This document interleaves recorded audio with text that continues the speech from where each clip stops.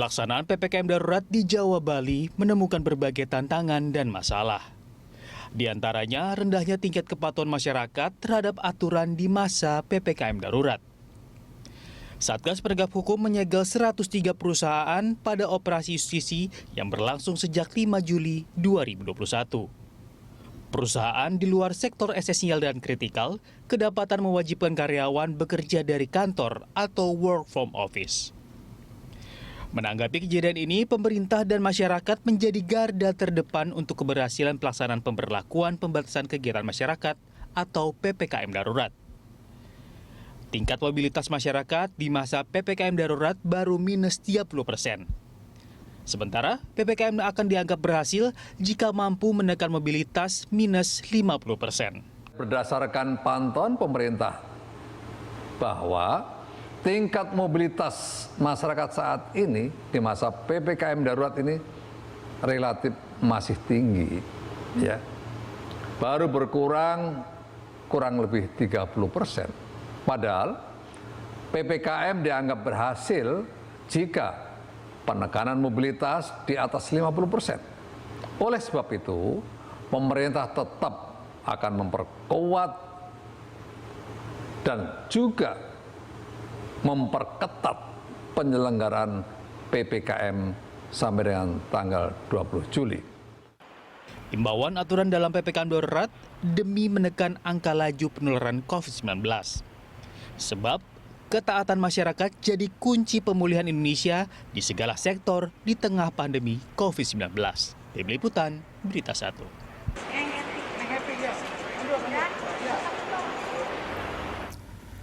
Ya, pelaksanaan PPKM darurat di Jawa Bali menemukan berbagai tantangan, di antaranya rendahnya tingkat kepatuhan masyarakat terhadap aturan di masa PPKM darurat. Disiplin masyarakat dalam menerapkan protokol kesehatan menjadi kunci utama suksesnya PPKM darurat. Dan seperti apa evaluasi PPKM darurat sejauh ini? Sudah terhubung melalui telekonferensi yaitu Ketua Bidang Perubahan Perilaku Satgas Penanganan COVID-19 Sony Hari B. Harmadi dan Sosiolog Universitas Nasional Sigit Rohadi. Selamat siang Pak Sony dan juga Pak Sigit. Terima kasih sudah bergabung di Landstalk. Selamat siang. Selamat siang, ya, Pak Sandra, Pak Sigit. Baik, saya ke Pak Sony terlebih dahulu. Pak Sony, melihat pelaksanaan dari PPKM darurat yang sudah berjalan selama 1 pekan ini, seperti apa evaluasi dari Satgas sendiri, Pak Sony? Ya, jadi pada dasarnya kita lihat targetnya dulu ya, Mas Andra, bahwa pemerintah menargetkan penerapan PPKM darurat di Jawa dan Bali itu mampu menekan mobilitas masyarakat hingga 50%. Ya, pergerakan masyarakat kita tekan 50% setidaknya.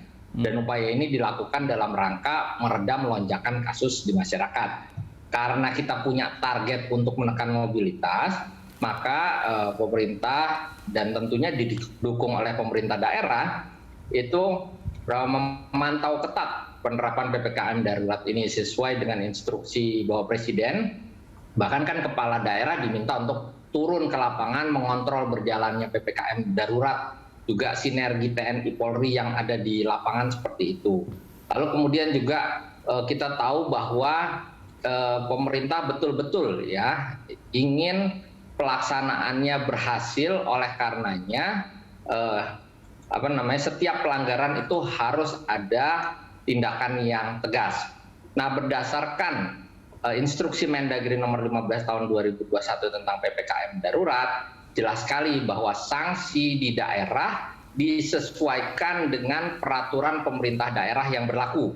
Jadi dari Inmendagri diturunkan melalui peraturan daerah. Lalu kemudian untuk pelaku usaha, restoran, pusat perbelanjaan, transportasi umum yang melanggar, itu akan dikenakan sanksi administratif sampai dengan penutupan usaha. Dan setiap orang yang melanggar itu dapat dikenakan sanksi sesuai dengan apa yang sudah ada di dalam aturan tentang pengendalian wabah penyakit menular, bahkan bisa disanksi pidana selama 1 tahun. Tapi satu hal yang penting adalah penyekatan itu kan dihilir sebetulnya. Orang sudah berangkat kerja. Yang paling penting sekarang strateginya adalah di hulu. Kita mencegah jangan sampai kantor-kantor yang sektor non esensial ini tetap membuka untuk stafnya masuk, sehingga kita berupaya betul apa yang sudah ditetapkan di dalam Inmendagri itu dilaksanakan. Seperti itu, Mas Andra. Oke, baik. Jadi artinya dari Satgas sendiri menilai bahwa untuk pelaksanaan selama 1 pekan ini sudah 50% mobilitas warga dikurangi, begitu Pak Sony ya? Sudah turun, jadi sudah mulai turun, tetapi masih menuju ke arah 50%. Oke, ya. baik, Sudah baik. turunnya cukup drastis nih, apalagi di Jabodetabek sudah turun cukup drastis. Iya, baik. Saya minta tanggapan dari Pak Sigit. Pak Sigit melihat pelaksanaan PPKM darurat ini seperti apa selama 1 pekan ini, Pak Sigit?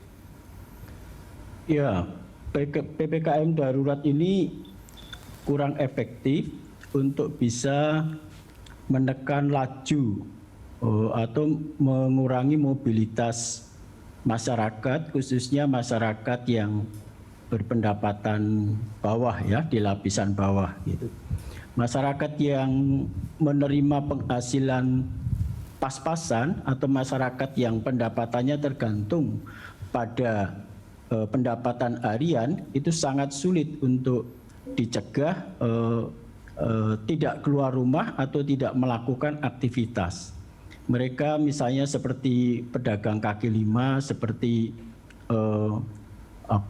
pekerja harian yang sangat mengandalkan pada pendapatan harian. Gitu. Nah, kebijakan pemerintah dipahami kurang tepat oleh masyarakat, mungkin karena kata esensial itu. Kata esensial memang di kebijakan itu dijelaskan mencakup apa saja sektor-sektor keuangan, tetapi bagi masyarakat lapisan bawah, kata esensial ini dimaknai sebagai sektor ekonomi yang dibutuhkan oleh masyarakat. Nah, karena masyarakat lapisan bawah yang mobilitasnya meskipun tidak jauh, tapi mereka tetap pengen keluar rumah untuk bisa menjual dagangan, ini sangat mengandalkan pada pendapatan harian dan pendapatan mereka sangat bergantung pada sentuhan mereka atau bertemunya mereka dengan para pembeli, dengan masyarakat, maka kelompok inilah yang paling sulit untuk dikendalikan. Nah, di beberapa kota besar, misalnya Jakarta, Bandung, Surabaya, Medan itu, memang ada rahasia atau ada pengawasan dari pemerintah untuk menindak beberapa toko, beberapa mal, beberapa sektor yang non esensial yang melakukan pelanggaran gitu, tetapi mereka nampaknya mereka tidak sepenuhnya patuh gitu, dan ini yang kemudian menggeret, menarik masyarakat di lapisan bawah juga untuk ikut-ikut tidak patuh gitu. Nah, mungkin karena dampak PSBB 3 bulan sebelumnya yang cukup dirasakan oleh masyarakat, yang membuat masyarakat kemudian sangat keberatan dengan adanya PPKM darurat. Apalagi PPKM darurat ini tidak dipahami oleh masyarakat secara baik, tidak disosialisasikan oleh pemerintah jauh-jauh hari sebelumnya.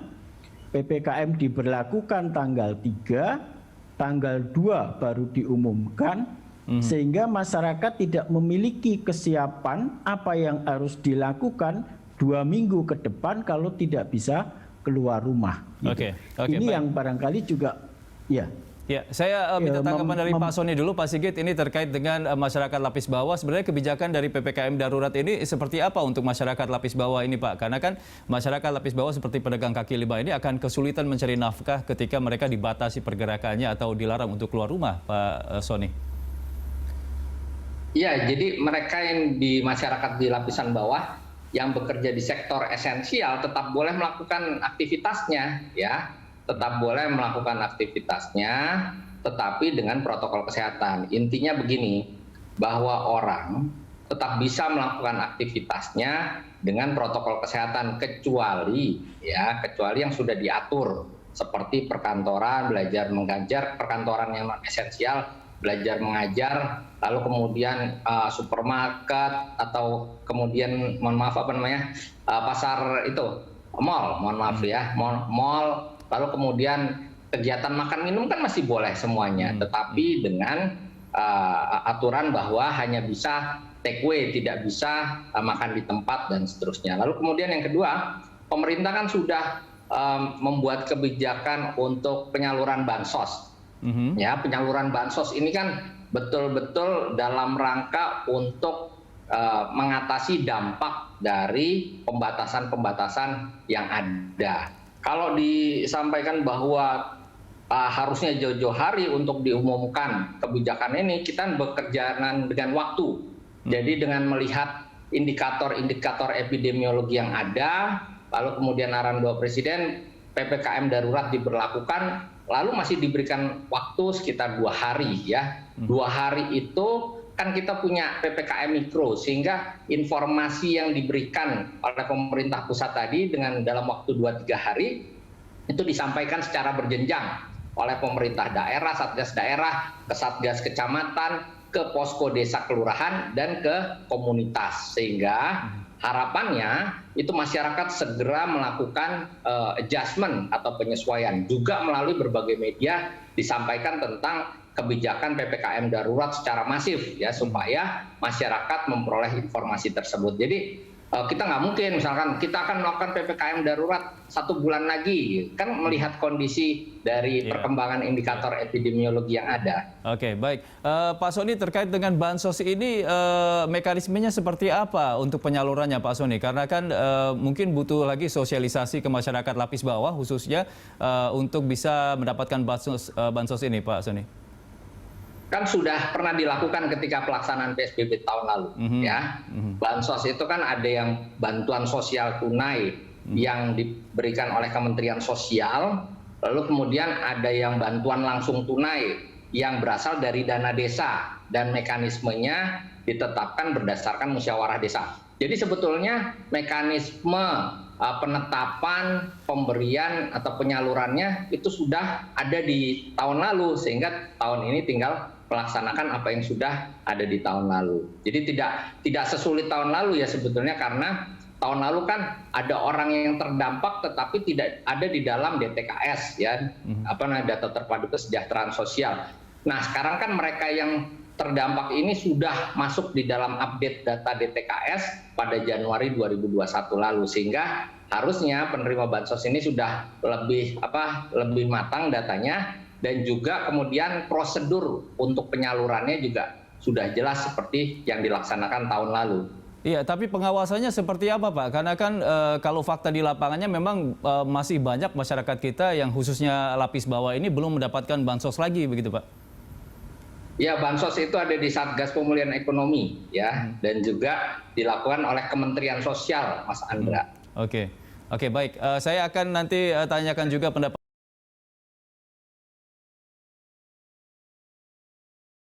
kami pemirsa. Sanksi pidana menanti pelanggar aturan PPKM darurat barang siapa dengan sengaja menyebabkan kerumunan dapat dipidana sesuai dengan Undang-Undang Kekarantinaan Kesehatan tentang Wabah Penyakit Menular.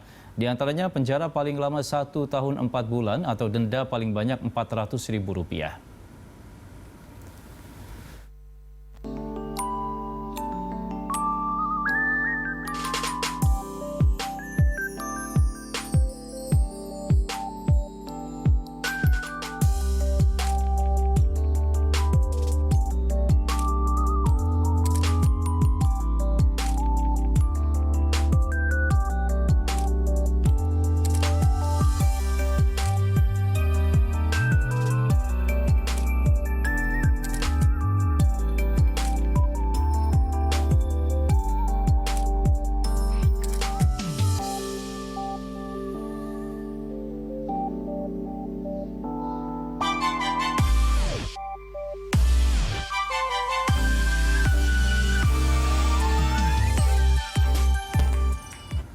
Ya, kembali kita lanjutkan dialog kita bersama Pak Sony dan juga Pak Sigit. Saya ke Pak Sigit dulu. Pak Sigit, tadi dijelaskan oleh Pak Sony bahwa memang ada beberapa program yang sudah dicanangkan oleh pemerintah, khususnya untuk masyarakat lapis bawah, begitu, termasuk salah satunya bansos. Dan juga untuk pedagang kaki lima, sebenarnya ada beberapa yang masuk ke sektor esensial, begitu. Tanggapan Anda seperti apa, Pak Sigit?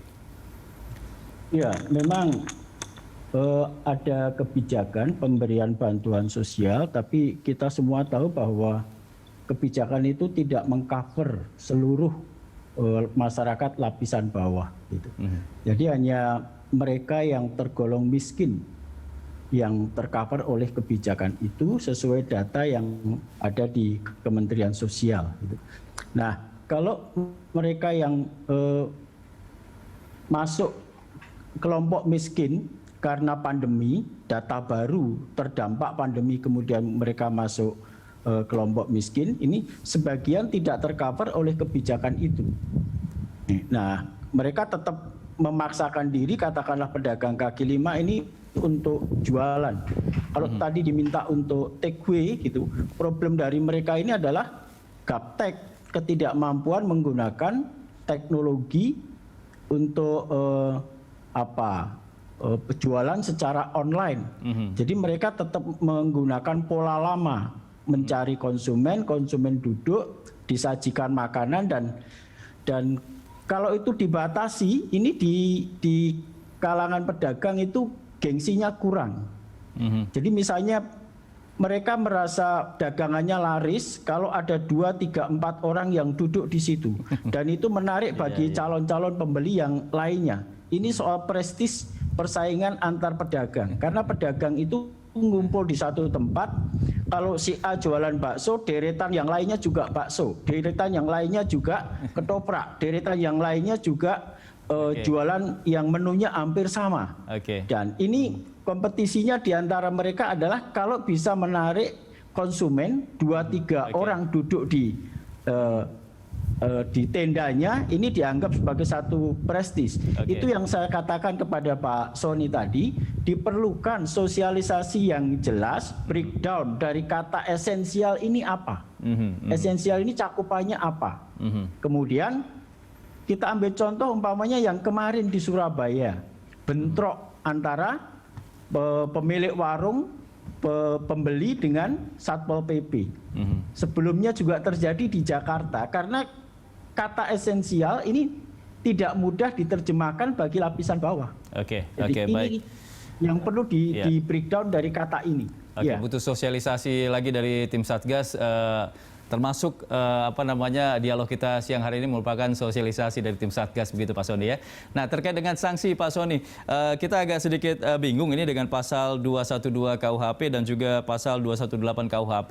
Ini hukumannya berbeda-beda, begitu. Ini pelanggaran seperti apa yang dikenakan sanksi untuk pasal 212 dan juga 218 ini, Pak? Untuk pelanggaran yang terkait dengan pelanggaran pidana tentu menjadi ranahnya aparat hukum ya Mas Andra. Tetapi intinya bahwa mereka yang melanggar aturan di dalam pelaksanaan PPKM darurat sesuai dengan undang-undang yang berlaku dan juga sesuai dengan aturan daerah yang sudah ditetapkan sebagai turunan dari instruksi Menteri Dalam Negeri, ya dikenakan sesuai dengan aturan tadi, jadi tidak bisa di luar aturan tersebut. Nah, saya ingin menanggapi sedikit bahwa ya di dalam pelaksanaan PPKM darurat, makanya pemerintah tidak pernah mengambil opsi lockdown ya, karena kita tahu bahwa 60% dari pekerja kita bekerja di sektor informal. Nah, kita harus di dalam kondisi adaptasi kebiasaan baru. Nggak bisa di dalam kondisi pandemi seperti ini, lalu kemudian menerapkan situasi seperti normal. Oleh karenanya, seluruh masyarakat, bukan hanya lapisan pedagang kaki lima, tetapi seluruh lapisan masyarakat diminta untuk beradaptasi. Ya, itu yang diharapkan. Dan kemudian aturan tadi kan disosialisasikan secara berjenjang, ya, secara berjenjang dengan bahasa yang mudah dipahami di setiap jenjang. Jadi supaya aturan itu bisa dilakukan, tidak dilanggar, maka disosialisasikan sudah itu dari mulai pemerintah pusat ke provinsi, provinsi kabupaten kota ke kecamatan, kecamatan ke desa ya. Di desa ada posko desa, posko kelurahan yang menjadi tempat untuk sosialisasi komunitas dari para tokoh masyarakat dan seterusnya. Nah, kemudian juga dari hasil sosialisasi tadi dilakukan upaya-upaya pendisiplinan atau penegakan. Bahkan di awal-awal pelaksanaan PPKM darurat, para petugas gabungan di lapangan yang terdiri dari TNI, Polri, dan juga Satpol PP itu masih melakukan sosialisasi. Jadi mereka bukan langsung tiba-tiba menindak, tetapi mensosialisasikan. Misalkan di 2 hari pertama di pelaksanaan PPKM darurat di Jakarta, ya, sebagai contoh, masih banyak pedagang kaki lima yang berjualan makanan, tetapi kemudian makan di tempat, ya. Ya, kalau dipikir bahwa itu menjadi perilakunya teman-teman pedagang kaki lima, kebiasaan mereka seperti itu, tapi kan kita harus dengan adaptasi kebiasaan baru, ada aturannya. Kita tidak ingin mematikan ekonomi rakyat di bawah, tetapi semua harus melakukan penyesuaian-penyesuaian. Oleh karenanya, petugas di lapangan pada saat itu tidak langsung menindak, tetapi langsung mengingatkan, melakukan teguran secara lisan. Karena yang paling atau penting langsung diborong begitu masakannya, Pak. Seperti yang viral kan sempat ya, juga gitu. Betul. Jadi secara humanis lah. Kita ini lebih mengedepankan pemberian insentif ya. Waktu itu ada yang tidak pakai masker, maka di awal-awal diberitahu, lalu kemudian diberikan masker ya. Jadi memang kita berupaya supaya semua masyarakat itu mendukung apa yang sudah ditetapkan oleh pemerintah. Oke, baik Pak Sony dan juga Pak Sigit, kita akan lanjutkan lagi di segmen berikutnya. Kita break dulu, pemirsa, kami akan segera kembali usai jeda.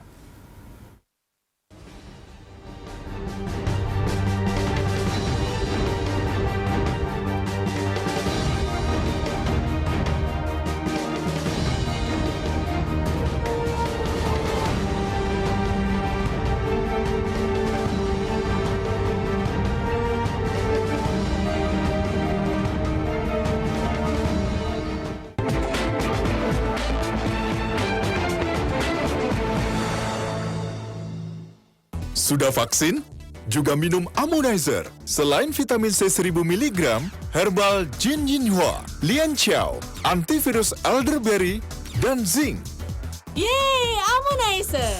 Ammonizer.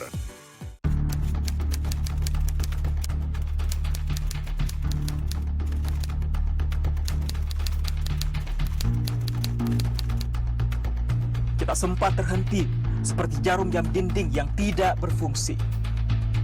Ada mereka yang jatuh, ada mereka yang sakit, ada mereka yang kehilangan, ada mereka yang meninggalkan. Mereka pergi bergerombol dalam gelombang bernama kematian. Pakai masker, harga mati. Nggak pakai masker, bisa mati. Berita Satu News Channel menyapa Anda ke seluruh Indonesia melalui saluran TV digital. Untuk menikmatinya, sambungkan antena TV dengan set-top box, tekan tombol setting pada remote, dan pilih auto scan. Tunggu beberapa saat agar dapat tersambung dengan Berita Satu News Channel. Jika sudah tersedia di VBT to Tuner, tekan menu pada remote Anda, pilih setting, pilih saluran, kemudian auto scan. Dukung migrasi TV digital Indonesia, bersih gambarnya, jernih suaranya, canggih teknologinya.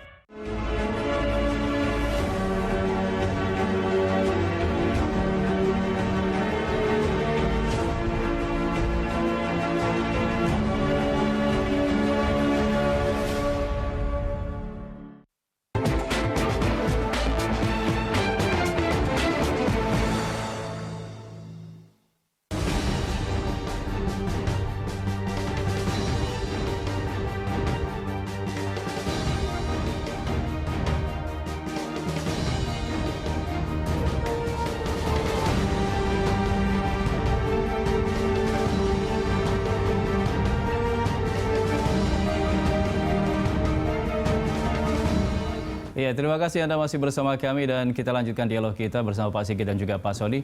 Pak Sigit, kalau kita perhatikan ini kan PPKM darurat ini kan bisa jadi pemicunya adalah dengan banyaknya masyarakat yang tidak patuh atas peraturan-peraturan yang sebelumnya sudah dibuat oleh pemerintah.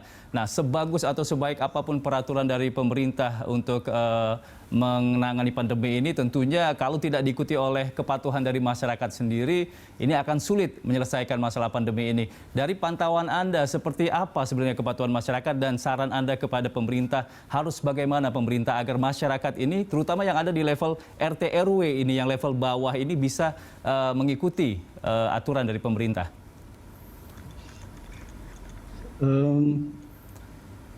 Jujur ya Mas, kalau pengamatan saya ini dampak pemilu 2019 itu masih dirasakan. Oh.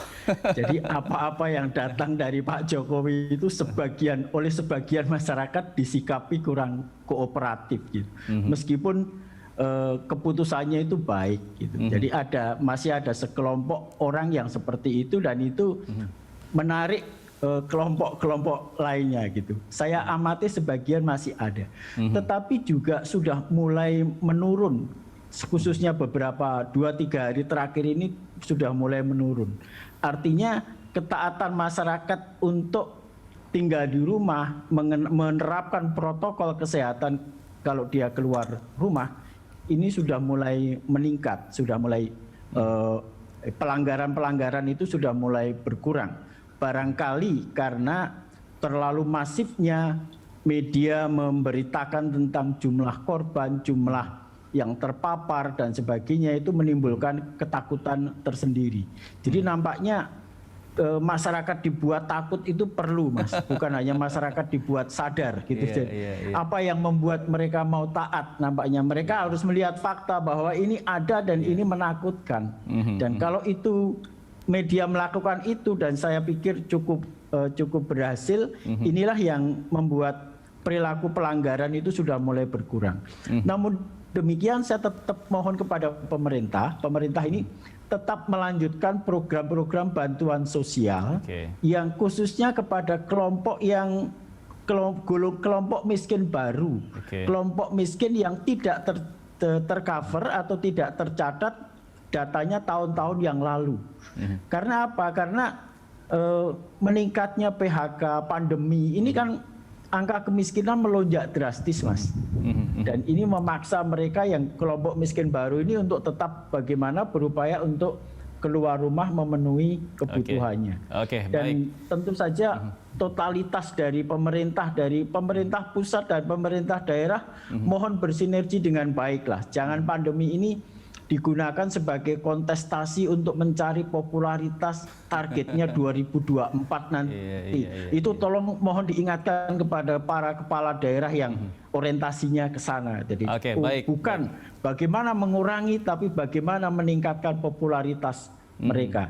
Terima kasih, Mas. Baik, Pak Sony, kira-kira apa strategi selanjutnya dari Satgas sendiri untuk bisa mengejar target menekan mobilitas warga hingga 50% begitu? Karena kita tahu juga hari Senin nanti akan dibikin semacam persyaratan STRP untuk masyarakat pekerja yang esensial begitu ya, menggunakan STRP begitu di KRL. Ya, jadi sebetulnya ada target yang jelas dalam hal penurunan mobilitas. Kan kita ingin menekan laju penularan. Caranya gimana? Dengan cara membatasi mobilitas. Supaya pembatasan mobilitas itu bisa terjadi, maka dibuat sejumlah syarat atau aturan. Ya, kemarin sudah kelihatan tuh dari kebijakan bahwa yang boleh beraktivitas hanya sektor esensial 50%, kalau pemerintahan 25%, lalu sektor kritikal boleh 100%, tapi ada syarat-syaratnya. Itu kemudian juga penutupan mal, ya, penutupan tempat-tempat publik, itu menyebabkan mobilitas turun. Ini contoh saja ya, bahwa penumpang KRL Jabodetabek itu turun sampai 25% dari biasanya, ya. Terus kemudian juga penumpang di terminal bis juga turun sampai lebih dari 30%, ya. Terus kemudian juga angkutan penyeberangan turun sampai 20%. Kendaraan yang masuk Jabodetabek turun sampai 30% dan seterusnya. Jadi memang terjadi penurunan, tetapi kita tetap menargetkan penurunan yang lebih tinggi. Dengan target penurunan yang lebih tinggi, maka dilakukan upaya-upaya tambahan, ya kan? seperti yang sudah dibuat kemarin, ada persyaratan STRP bagi yang akan melakukan mobilitas, sehingga nanti dicek apakah betul. Tetapi yang paling penting juga sebenarnya adalah dukungan dari masyarakat. Nah, Mas Andre, ini dukungan dari masyarakat, tadi seperti yang sudah disampaikan, ini kan memang membutuhkan ya Pak Sigit tadi sosialisasi secara masif. Betul. Tapi sekarang bukan waktunya sosialisasi lagi ya. Kalau kita perhatikan mobilitas sudah turun, dan yang menggembirakan sebetulnya Mas Andra, kepatuhan masyarakat terhadap protokol kesehatan tuh naik ya. Naik cukup signifikan, sehingga kita harap tadi dengan komunikasi risiko ya, dengan komunikasi risiko yang ada, masyarakat semakin paham dan kemudian mereka memilih untuk melakukan apa yang sudah disampaikan oleh pemerintah. Baik, kepatuhan masyarakat sudah semakin membaik begitu Pak. Cuma masalahnya nanti di tanggal 20 nanti akan ada Idul Adha, Idul Kurban. Nah, ini harus diantisipasi juga Pak agar tidak terjadi kerumunan saat acara potong kurban nanti. Baik, terima kasih Pak Sony dan juga Pak Sigit sudah bergabung di Landstalk. Sampai kita berjumpa kembali dan selamat beraktivitas.